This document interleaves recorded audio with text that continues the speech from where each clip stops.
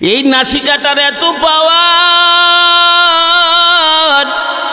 আপনার আমার সামনে খানা আসলে এই খানাটা যোগ্য না অযোগ্য এটা প্রমাণ করে দেয় নাসিকায়। আমাকে আপনাকে বইলা দেয়, বুঝাইয়া দেয় এই খানা খাইও না, এই খানা খাইলে তোমার পেটে ট্রাবল হবে, এই খানা খাইলে তোমার বিমার হতে পারে, এই খানা খাইলে তোমার অসুস্থ হতে পারো, এই খানা খাইলে তোমার অসুবিধা হবে, খাইও না। এটা সর্বপ্রথম প্রমাণ করে দেয় নাসিকা পাওয়ারে। এই পাওয়ারটা দিছেন কে? তাহলে আল্লাহ নিয়ামত দিছে কি দিছে না? বিসমিল্লাহির রহমানির রহিম।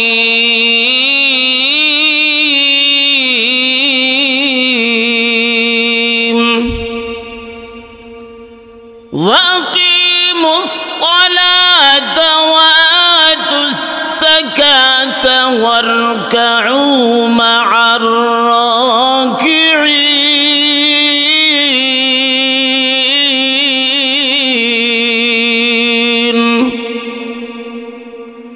وقال تعالى من جاء بالحسنة فله عشر أمثالها.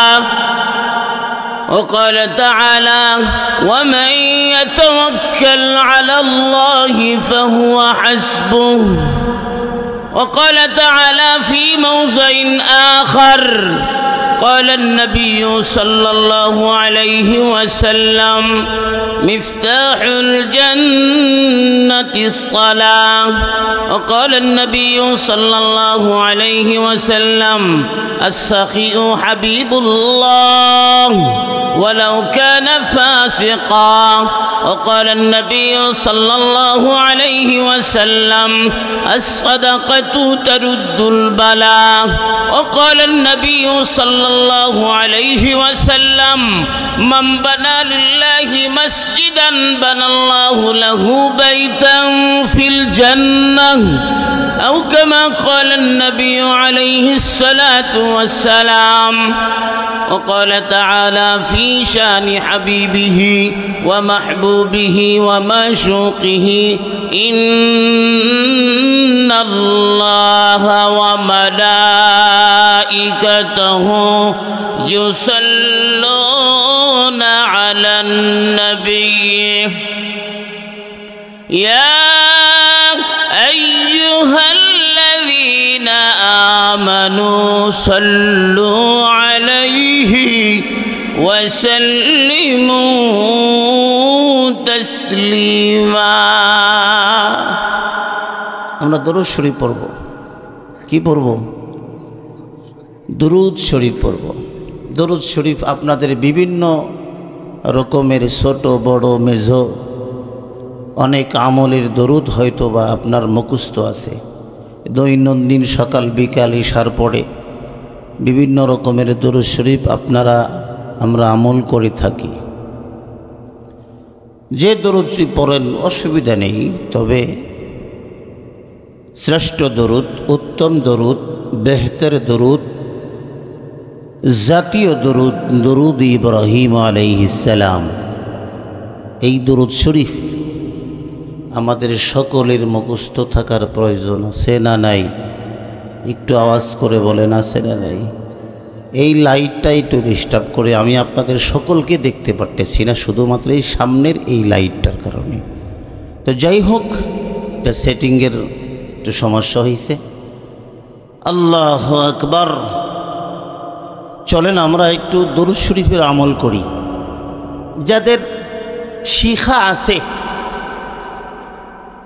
আমাদের অনেকের নামাজ আদায় করি ঠিক, কিন্তু অনেক নামাজিদেরও এই নামাজের দরুদ মুখস্থ নাই। এমন মুসল্লি আছে না নাই? মাশাআল্লাহ। এখন আসেন, আমাদের যাদের শিখা নাই, শিখার নিয়তে পড়ব। হ্যাঁ, যদি আপনাদের অসুবিধা হয় আবার আরেক ঝামেলা। হ্যাঁ, তো বলতেছিলাম আমরা সবাই এদিকে খেয়াল করব। দরুদ শরীফ আমাদের সকল মুসলমান নর নারীর প্রয়োজন। কেন? বলে এই দরুদ শরীফ আমরা সকল নামাজের মধ্যে পড়ি বা পড়তে হয়, ঠিক না গো? সেই দরুদের নাম কি? দরুদ ইব্রাহিম। ইব্রাহিম আলাইহিস সালাম মুসলমান জাতির পিতা, ঠিক কিনা ভাই? তো সেই মুসলমান জাতির পিতা ইব্রাহিম আলাইহিস সালামের নাম, এই দরুদের নাম হলো দরুদ ইব্রাহিম। এই জন্য আমি বলি এই দরুদ শরীফ হলো জাতীয় দরুদ। যত দরুদ আছে তন্মধ্যে শ্রেষ্ঠ দরুদ, উত্তম দরুদ, খায়ের দরুদ, বেহেতের দরুদ হলো দরুদ ইব্রাহিম। এই দরুদ শরীফ আমাদের সকলের মুখস্থ থাকার প্রয়োজন। যাদের মুখস্থ নাই শিখার নিয়তে, মুখস্থ করার নিয়তে পড়ব। শিখা আছে, মুখস্থ আছে, তাহলে গলত বা অশুদ্ধ থাকতে পারে, শুদ্ধ করার নিয়তে পড়ব। যদি মনে করেন যে না আলহামদুলিল্লাহ আমাদের শুদ্ধ আছে, তাহলে আমলের নিয়তে পড়লে তো কোনো অসুবিধা নেই। কি বলেন? আমলের নিয়তেও যদি আমার জবান থেকে, আপনাদের জবান থেকে একবার দরুদ শরীফ বের হয়, বিশ্ব নবী, দয়ার নবী, মায়ার নবী, রহমতের নবী, বরকতের নবী, রাহমাতুল লিল আলামিন বলেন, মান সাল্লা আলাইয়া ওয়াহিদাতান সাল্লাল্লাহু আলাইহি আশারা। নবীজি বলেন পৃথিবীর যে কোনো প্রান্ত থেকে আমার কোনো উম্মত যদি আমার প্রতি একবার দরুদ শরীফ পড়ে, আমার আল্লাহ তার উপরে 10 বার রহমত নাজিল করে। আরেকটু জোরে কোন সুবহান, আরেকটু জোরে কোন সুবহানাল্লাহ। গম যাদের আছে বা জিম আসতেই পারে, রাত যেহেতু আসছে, রাত তো আমাদের জন্য আরামের জন্য, ঘুমের জন্য। আল্লাহ পাক ঘুমো ইবাদত, ঘুমো আমল।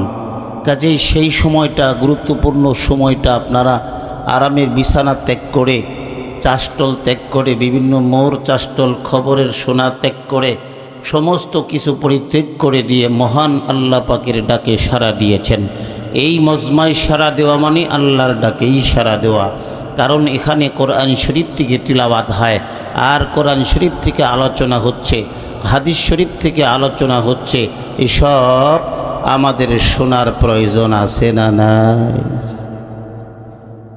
তো ভাইও চলেন আমরা একটু দরুদ শরীফ পড়ে নেই, কৃপণতা করব না কেউ, সবাই পড়ব। আল্লাহুম্মা সাল্লি আলা মুহাম্মাদিন ওয়া আলা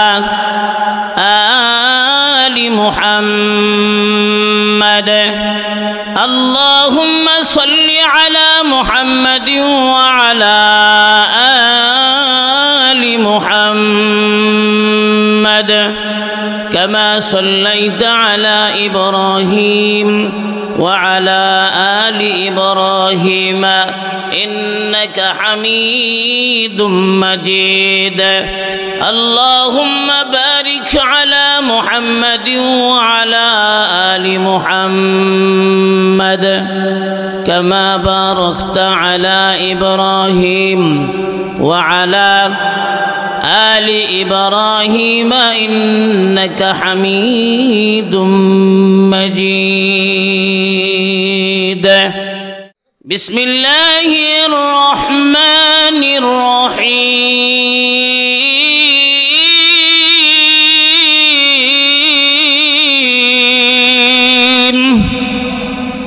لئن شكرتم لأزيدنكم ولئن كفرتم إن عذابي لشديد.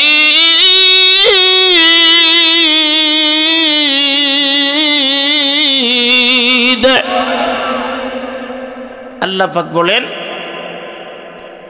যে আমার বান্দা এবং বান্দি আমার প্রশংসা করবে, আমার নিয়ামত খেয়ে, আমার নিয়ামত পেয়ে, আমার নিয়ামত দেখে, আমার নিয়ামত উপভোগ করে, আমার নিয়ামতের কথা শুনে আমার প্রশংসা করবে। আল্লাহ বলেন আমি আল্লাহ আরও নিয়ামত দান করব। যদি আবার পড়েন আলহামদুলিল্লাহ, আল্লাহ পাক আমাকে আপনাদেরকে আবারও নিয়ামত দিবে। 100 বার পড়বেন, আল্লাহ পাক 100 বার নিয়ামত বাজেট করবেন। 1000 বার পড়বেন, আল্লাহ পাক 1000 বার নিয়ামত বাজেট করবেন। 1 লক্ষ বার আলহামদুলিল্লাহ পড়বেন, আমার আল্লাহ 1,00,000 বার নিয়ামত দান করবে। সুবহানাল্লাহ, জোরে কর। যদি বলতে পারেন ভাই এত প্রশংসা করি, কই এত প্রশংসা করার পর তেমন কোনো তো নিয়ামত পাই না। মেরে ভাইও দোস্ত বুজুর্গ, আল্লাহ পাক আমাকে আপনাদেরকে চক্ষু দিছে, আমাকে আপনাদেরকে এরকম নাসিকা দিছে, আমাকে আপনাদেরকে জবান দিছে, আমাকে আপনাদেরকে কর্ণ দিছে, আমাকে আপনাদেরকে 2টি হাত দান করেছে। শুধু হাত দিয়েই ক্ষান্ত হন নাই, হাতের ভিতরে শক্তিও দান করেছে। গাড়িও চালাইতে পারি, কোদালও মারতে পারি, কুঠালও মারতে পারি, দা ব্যবহার করতে পারি, দুনিয়ার কাজ করতে পারি। এসব দেওয়ার নিয়ামত দেওয়ার মালিককে। এ বন্ধু মুহতারাম হাজিরিন, আমার মতো আপনার মতো অনেক ভাইয়ের চক্ষু আছে, চোখে দেখে না। আমার মতো আপনার মতো আরেক ভাইয়ের কর্ণ আছে, কানে শোনে না। আমার মতো আপনার মতো আবার আরেকজনের এরকম মুখ ঠিকই আছে, খানা খেতে পারে, পানি পান করতে পারে, কিন্তু কথা বলতে পারে না। আছে না নাই? আমি আপনি দেখতেও পারি, শুনতেও পারি, বলতেও পারি, আবার নাসিকার পাওয়ার আছে। এই নাসিকাটার এত পাওয়ার, আমার আপনার সামনে যখন খানা আসে, এই খানাটা আমার জন্য আপনার জন্য যোগ্য না অযোগ্য, এটা সর্বপ্রথম প্রমাণ করে দেয় নাসিকা। ঠিক কিনা বলেন? এই নাসিকাটার এত পাওয়ার, আপনার আমার সামনে খানা আসলে এই খানাটা যোগ্য না অযোগ্য, এটা প্রমাণ করে দেয় নাসিকায়। আমাকে আপনাকে বইলা দেয়, বুঝাইয়া দেয়, এই খানা খাইও না, এই খানা খাইলে তোমার পেটে ট্রাবল হবে, এই খানা খাইলে তোমার বিমার হতে পারে, এই খানা খাইলে তোমার অসুস্থ হতে পারো, এই খানা খাইলে তোমার অসুবিধা হবে, খাইও না। এটা সর্বপ্রথম প্রমাণ করে দেয় নাসিকার পাওয়ারে। এই পাওয়ারটা দিছেন কে? তাহলে আল্লাহ নিয়ামত দিছে কি দিছে না? যা কিছু দেখি বা না দেখি, যা কিছু দেখতেছি সব দেওয়া আল্লাহর নিয়ামত। আর যা দেখতেছি না, যা পাইতেছি না, এসব আল্লাহ তাআলা আমার জন্য, আপনাদের জন্য মওজুদ করে হেফাজত করে রেখেছেন। যেদিন আমি আপনারা বিপদে পড়ে যাব, কোন দিন? ওই হাসরের মাঠে বিপদে পড়ে যাব। আমলের পাল্লা যখন ঘাটতি হয়ে যাবে, আমলের পাল্লা যখন হালকা হয়ে যাবে, এরকম আমল যখন কমতি হয়ে যাবে, আমার আপনার টেনশন চিন্তার অভাব থাকবে না। এত পেরেশানি ওই মহা বিপদের সময় আমার আপনাকে বলা হবে, যাও যাও যাও, তোমার দুনিয়ায় কি আপনজন ছিল না? আমি আপনি তখন বলবো, সবই তো ছিল। আমার মা বাবা ছিল, আমার স্ত্রী পুত্র ছিল, আমার আপনজন ছিল, আমার ভাই বোন ছিল। বলে তাদের কাছে যাও, গিয়া তোমার যে ঘাটতিটা, এটার 2-1টা নেকি লাগবে, যাও একটা নেকি তুমি চাইয়া নিয়ে আসো। কিন্তু আমি আপনি তখন ওই মুহূর্তে সকল আপনজনদের কাছে যাব, কেউ আমাকে আপনাকে এরকম নেকি তো দিবে দূরের কথা, পরিচয় পর্যন্ত দিবে না, বলবে না যে তুমি আমার স্বামী। অস্বীকার করবে স্ত্রী স্বামীকে, অস্বীকার করবে মা সন্তানকে, অস্বীকার করবে সন্তানের কাছে মায়ে। মা বলবে না আমার কোনো সন্তান ছিল না, স্বামী বলবে আমার বিবি ছিল না, ভাই বলবে আমার বোন ছিল না, মা এরকম আব্বা বলবে আমার কোনো ছেলে ছিল না। এইভাবে যখন বলতে থাকবে, ওই সময় দুঃখের কোনো সীমা থাকবে না, মহা বিপদে পড়ে যাব। চক্ষু দিয়া টপ টপ করে এরকম পানি পড়তে থাকবে। পানি পড়তে পড়তে পড়তে পড়তে যখন পানি শেষ হয়ে যাবে, আমার আপনার চক্ষু দিয়া তখন টপ টপ করে রক্ত পড়তে থাকবে। আমার আল্লাহ পাকের তখন মায়া দয়া হয়ে যাবে, আমার আল্লাহ তাআলার তখন মায়া দয়া হয়ে যাবে। ফেরেশতারা জাহান্নামের দিকে নিয়ে যাইতে থাকবে। আল্লাহ ডাক দিবে, ফেরেশতারা রে আর কই লইয়া যাও? বলে জাহান্নামের উপযোগী হয়ে গেছে, জাহান্নামে লইয়া যায়। এই যে ও তার নেকের পাল্লা হালকা হয়ে গেছে, এই জন্য জাহান্নামে নিয়ে যাইতেছি। আল্লাহ তাআলা বলবে, রে ফেরেশতারা রে দে আমার আদরের মাহবুব বান্দাকে আমার সামনে আবার ওজন দে। আমার আল্লাহ তাআলা তখন ওই বান্দার প্রশংসার একটা নেকি আমার আল্লাহ তাআলার কুদরতি হাতে থাকবে, বান্দার চোখের সামনে হাজিরা দিয়া হাজির করবে। আল্লাহ বলবে, রে বান্দা আর টেনশন করো না, তোমার একটা নেকি আমার কাছে আছে, এইটা নেকির পাল্লায় দিয়া দিব। ওই তখন ওই বান্দা বলবে, আল্লাহ জীবনে অনেক নেকি করছি, গুনাহ করছি, কিন্তু এত বড় নেকি আমার জীবনে কোনো দিন করতে পারি নাই। আল্লাহ বলবে, রে বান্দা তুমি করেছিলে এক সাররা নেকি, তুমি করেছিলে এক সাররা সওয়াব, তুমি করেছিলে এক সাররা পরিমাণ নেক আমল। ওই সাররা পরিমাণ নেক আমলটাকে আমি আল্লাহ নিজে লালন পালন করেছি। আল্লাহু আকবার বলেন। সম্মানিত ভাই, আমার আপনার ছোট্ট ছোট্ট নেকি, ছোট নেকিরে ছোট মনে করবেন না। এ বাবা কখনো অবহেলা করবেন না। রাস্তায় চলবেন, রাস্তায় চলতে ফিরতে কিন্তু নেকি কামাই করা যায়, নেকি কামাই করা যায়। রাস্তায় দেখবেন কষ্টদায়ক একটা বস্তু আছে, এইটা যদি আপনি সরাইয়া দেন আপনার আমল নামায় নেকি লেখা হবে। এক লাকড়ি পইরা রইছে, ওইটা সরাইয়া দিবেন রাস্তার সাইডে, আপনার আমল নামায় নেকি লেখা হবে। একটা ঘর পইরা রইছে, আপনি তো যাইতে পারলেন, কিন্তু আপনার পিছনে বৃদ্ধ লোক আসতে পারে, বৃদ্ধ লোক আসতে পারে, বৃদ্ধা মা আসতে পারে, এই ঘর বাইজা পইরা তার হাত ভেঙে যেতে পারে, পা ভেঙে যেতে পারে। এই যে নেকা আমলগুলা করবেন, খুঁটে খুঁটে নেকা আমল করা যাবে। সম্মুখে মুসলমান পড়ে গেলে আগে সালাম দেওয়ার চেষ্টা করব, এটাও সওয়াব। মুসলমান সামনে পড়ে গেলে, পরিচিত লোক সামনে পড়ে গেলে আগে সালাম দিবেন, পরে কালাম বলবেন, আবার জিজ্ঞাসা করবেন, ভাই কেমন আছো, ভাই কেমন আছেন, ও মুরব্বী বাবাজি আপনি কেমন আছেন গো। এই যে সুন্দর করে সুন্দর করে সুন্দর করে মজার কথা বলবেন, প্রত্যেকটা কথার বিনিময় আমার আল্লাহ তাআলা আপনার আমলনামায় সওয়াব দিয়া দিবে। জোরে কোন মারহাবা। কষ্ট হইতেছে আপনাদের?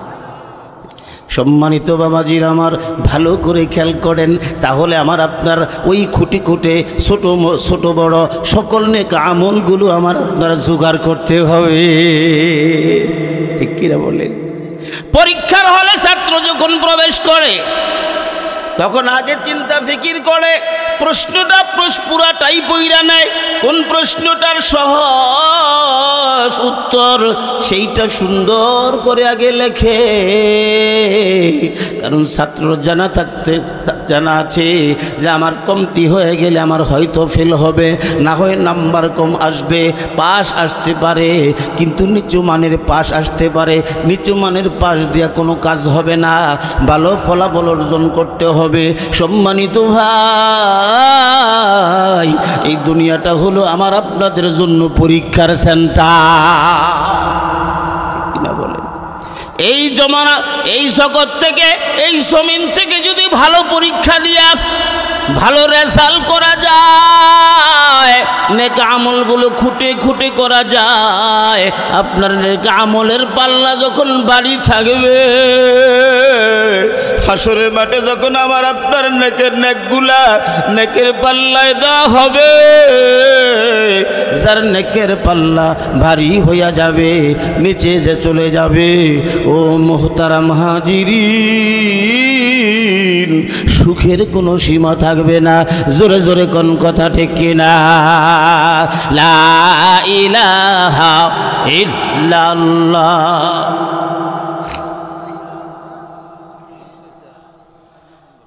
লা ইলাহা ইল্লাল্লাহ, লা ইলাহা ইল্লাল্লাহ, লা ইলাহা ইল্লাল্লাহ।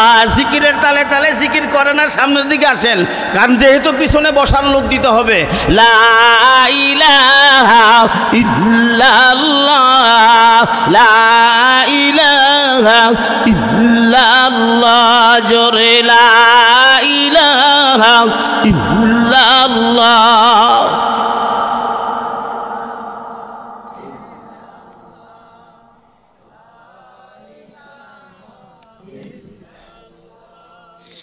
লা ইল্লাল্লাহ, জোরে লা ইলাহা,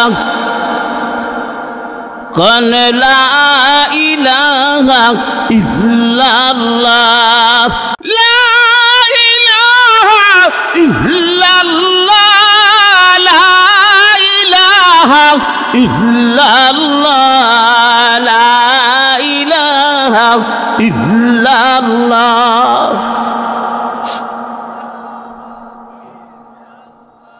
ইব্রাহিম নবী জিকির করে, ইব্রাহিম নবী জিকির করে, অগ্নি কুণ্ডে পড়িয়া। জাকারিয়া নবী জিকির করে, জাকারিয়া নবী জিকির করে, করাতের নিচে পড়িয়া। লা ইলাহা ইল্লাল্লাহ,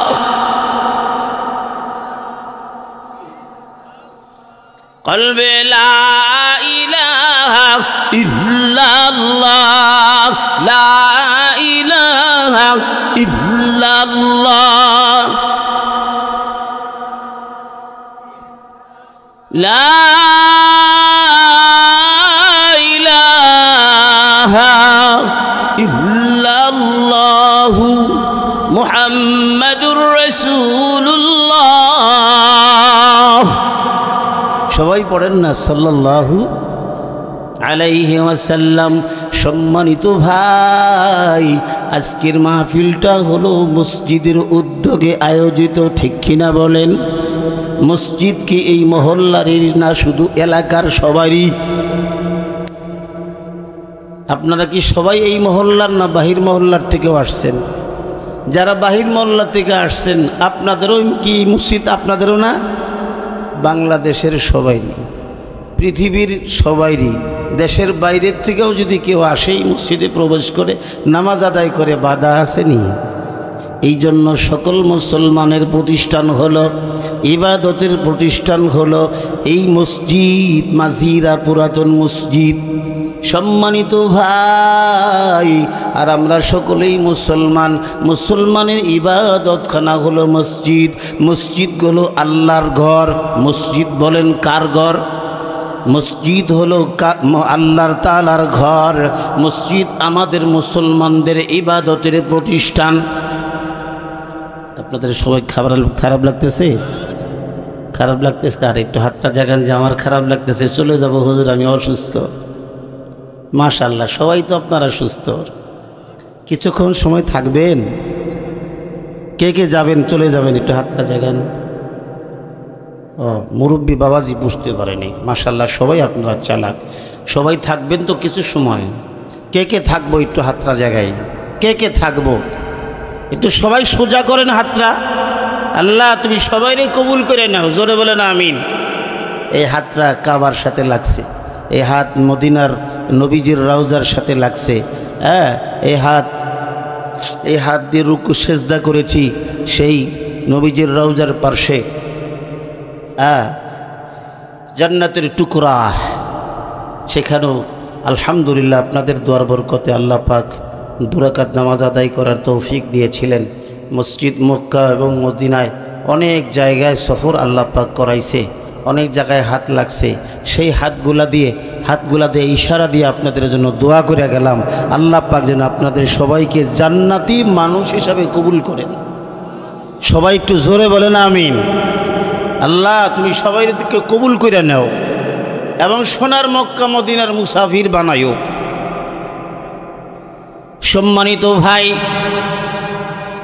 ও বন্ধুগণ, মুসলমান ভালো করে খেয়াল করেন, আমার আল্লাহ পাকের কালাম থেকে যে কয়েকটা টুকরা ছোট্ট ছোট্ট আয়াতে কারিমাগুলা তিলাওয়াত করেছি, এখান থেকে অল্প সময় কথা বলবো।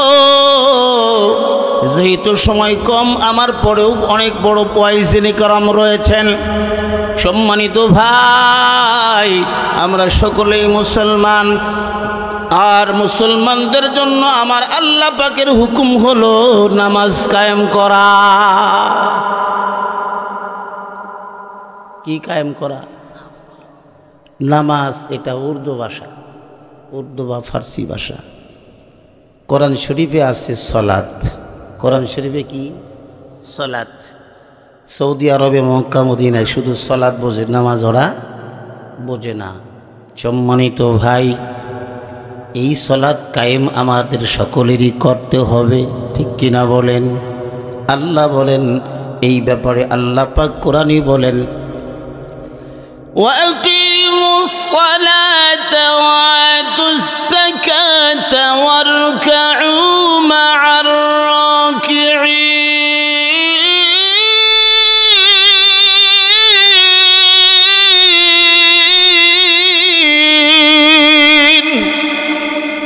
আল্লাহ বলেন তোমরা সালাত কায়েম করো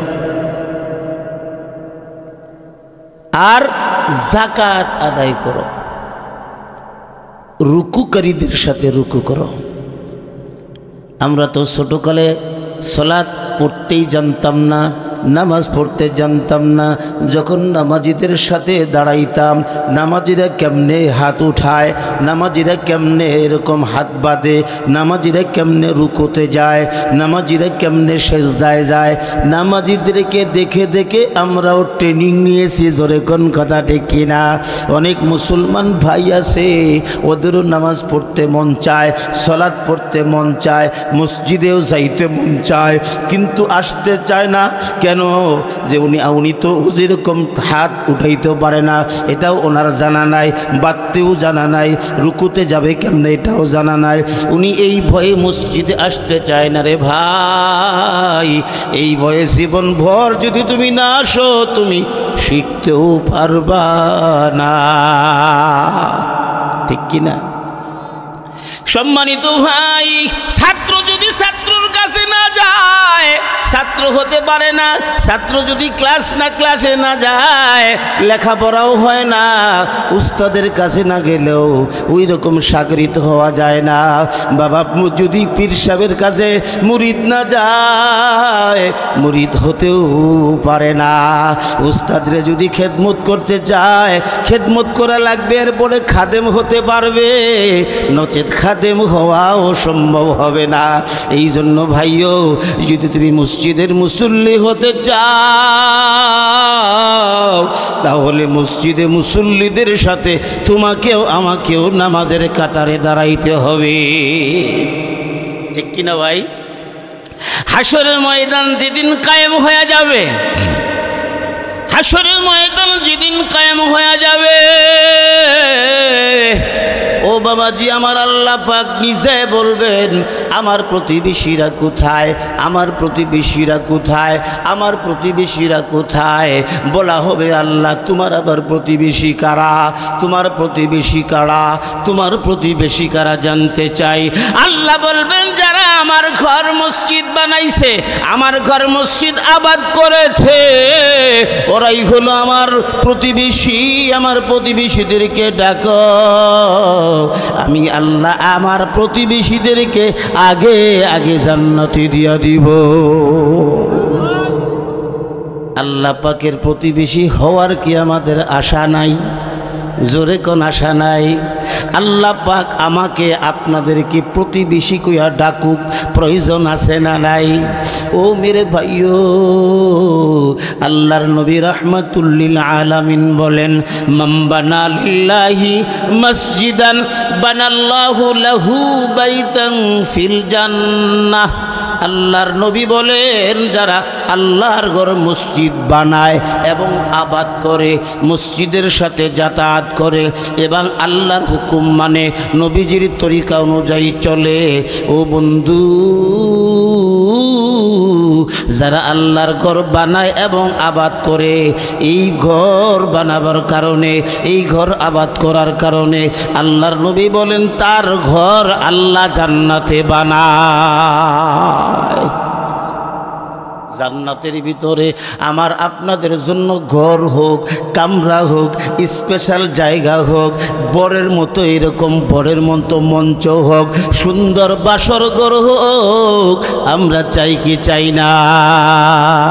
জান্নাতের ভিতরে বালাখানা বানাবার জন্য, আপনাদের বাসর ঘর বানাবার জন্য, জান্নাতে আলাদা স্পেশাল কামরা বানাবার জন্য কোন কোন বন্ধু আছো হাতরা একবার জাগায়া দেখায় আল্লাহু আকবার। হাতরা জাগাই না, আল্লাহু আকবার বলি। আল্লাহ তুমি কবুল কইরা নাও, জোরে বলেন আমিন। সম্মানিত ভাই, আমার আল্লাহর নবী বলেন, এ আমার উম্মতেরা রে, তোমারে আল্লাহ জান দিছে, তোমারে আল্লাহ এরকম সময় দিছে, তোমারে আল্লাহ মাল দিছে, এই জানমাল সময় যখন আল্লাহর রাস্তায় তুমি ব্যয় করবা, আমার আল্লাহ তাআলা তোমাকে 3টা পুরস্কার দান করবে। কয়টা? জোরে বলেন কয়টা?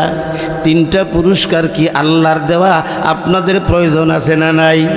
সম্মানিত বাবাজির, আমার যুবক ভাইয়েরা, ও পর্দার আড়ালে মা ভগ্নীগণ, ভালো করে খেয়াল করে, আল্লাহর দেওয়া পুরস্কার যদি আমি পাইতে চাই, তাহলে আল্লাহর ঘর মসজিদ বানাতে হবে, আল্লাহর ঘর মসজিদ সৌন্দর্য করতে হবে, আল্লাহর ঘর মসজিদে আসা যাওয়া করতে হবে, আজান শোনা মাত্র মসজিদে হাজিরা দেওয়া লাগবে। এই কাজ যদি আমার আপনার দ্বারা হয়, আমার আল্লাহ আপনাদেরকে 3টা পুরস্কার দান করে খুশি করবে। 1 নম্বর পুরস্কার, আমার আল্লাহ তাআলা আপনাদের হায়াতের মধ্যে বরকত দিবে। 2 নম্বর পুরস্কার, আমার আল্লাহ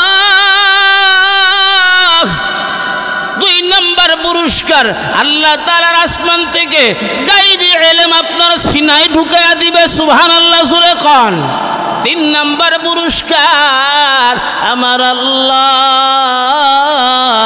3 নম্বর পুরস্কার দিবে আপনার কি, আপনি যে সাধ্য সামর্থ্য অনুযায়ী আল্লাহর ঘর মসজিদে এবং মাদ্রাসায় দিলেন, আল্লাহর নবী বলেন তোমার সংসারের ভিতরে সচ্ছলতা দান করবে আমার আল্লাহ নিজে। জোরে কোন মারহাবা। এই 3টা পুরস্কার পাওয়ার জন্য এই মাসিরা পুরাতন মসজিদের খাদেম, এই মাসিরা মসজিদের খেদমতগার এবং আল্লাহর প্রতিবেশী হওয়ার আশায় কোন দোস্ত, কোন মুরব্বী, কোন বাবাজি, কোন মা, কোন বোন আছেন যে এই মসজিদের কাজের জন্য, এই মসজিদের খাদেমা হওয়ার জন্য, এই মসজিদের প্রিয় হওয়ার জন্য, আল্লাহর প্রতিবেশী হওয়ার জন্য কোন দোস্ত, কোন বাবাজি আছেন গো, যে আমি আল্লাহর হস্তে 5,000 10,000 টাকা আল্লাহর ঘর মসজিদে দিব, যাতে করে আমার আল্লাহ হাসরের কঠিন ময়দানে আমাকে প্রতিবেশী কইয়া ডাক দেয় এবং আগে আগে জান্নাতে যেতে পারি, আর আমার আল্লাহ আমাকে 3টা পুরস্কার দিবে। এই আশায় কোন দোস্ত, কোন বাবাজি আছেন আল্লাহর হস্তে 5টা 1000 10টা 1000 টাকা দেওয়ার মতো নগদ হোক বাকি হোক, কোন দোস্ত আছেন? একটা লোক বলেন আমি প্রাণ ভরে অন্তর থেকে যেই হাত দিয়ে কাবা ঘর বারবার ধরেছি, এই হাত উঁচু করে তার জন্য আল্লাহর কাছে দোয়া করে যাব। কে আছেন বলেন একজন? যে হুজুর আমি আল্লাহর হস্তে আল্লাহর ঘর মসজিদের খাদেম হওয়ার জন্য, আল্লাহর প্রতিবেশী হইয়া হাসরের মাঠে দাঁড়াবার জন্য আমি 5,000 বা 10,000 টাকা দিব, এই পরিমাণ দেওয়ার মতো কোন দোস্ত আছেন? আমার আল্লাহ 3টা পুরস্কার অবশ্যই দিবে। হাসরের মাঠে অবশ্যই আপনাকে প্রতিবেশী কইয়া ডাক দিবে, আগে আগে জান্নাতে দিবে। জান্নাতে আবার বালাখানা বানায়া রাখছে। আল্লাহর জান্নাতের বালাখানার প্রবেশ করার জন্য কোন বাবাজি কোন দোস্ত আছেন যে আমি আল্লাহর প্রতিবেশী হইয়া দাঁড়াবো?